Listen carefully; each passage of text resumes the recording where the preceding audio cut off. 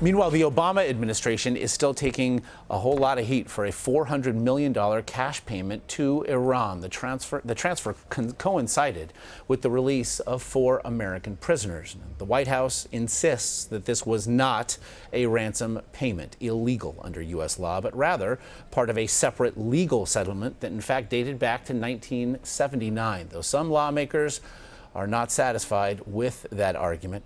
Well, Secretary of State John Kerry, meanwhile, has been asked to testify in front of the House Oversight Committee to explain what went into this deal and why it wasn't, in fact, discussed with Congress first.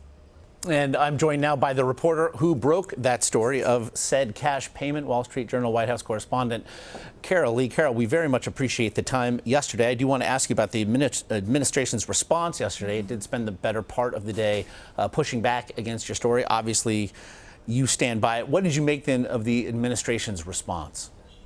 Well, it was pretty expected. If you step back and look at what happened in January, on the weekend of January 16th, there were 3 things that happened. One, the Iran nuclear deal went into effect. It was called Implementation Day. 2, there were 4 Americans imprisoned in Iran who were released, and some Iranians that were imprisoned in the U.S. were also released.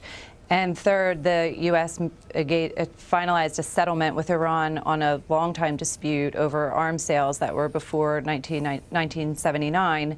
And so all of those 3 things happened at the same time. They announced all those 3 things at the same time, including the $1.7 billion settlement and a $400 million first installment of that settlement. What they didn't announce, and what we learned in the months since, was that there was a cash delivery of that $400 million initial installment of the settlement that coincided with the release of those Americans on that same weekend.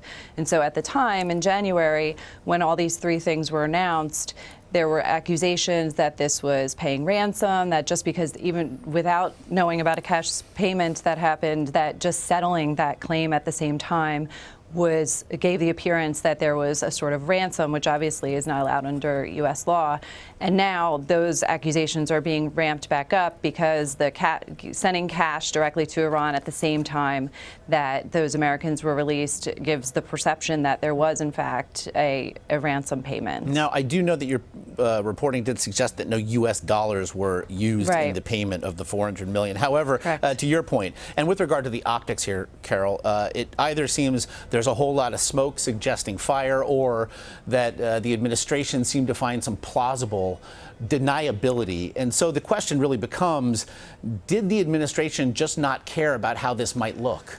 Yeah, well, one of the things that we've learned, our Justice Department reporter learned yesterday, was that there were senior officials in the Justice Department who were against giving this cash payment to Iran at the same time as releasing the Americans for exactly this reason, for the reason that you're seeing play out now, where there's all these accusations of a ransom payment and the way this looks. And, I think the one thing that is very clear is that Iran wanted something at that time as some sort of deliverable for releasing those Americans. And Iran, of course, has described this as a ransom payment. And so I think you're going to see increasing questions for the administration, both about this particular payment and then what happened with the other $1.3 billion. How was that paid out? Was that finally paid out? And if so, in what form? So what do we know first about the $1.3 billion and about the negotiations, again, with regard to the Justice Department officials who were essentially argued over and essentially overruled by State Department colleagues?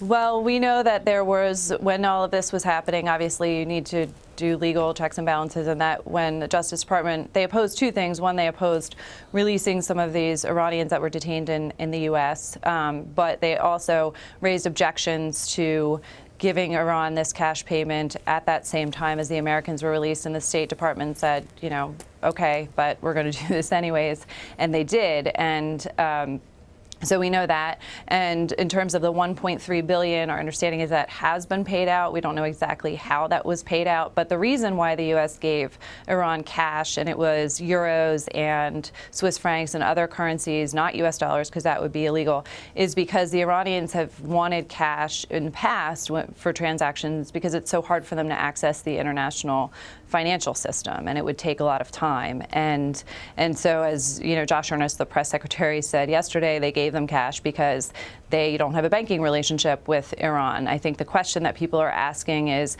not so much why would you give them cash, although there are concerns about that because members of Congress have said that that money could go directly to the Assad regime, to groups like Hezbollah, and there are concerns about that.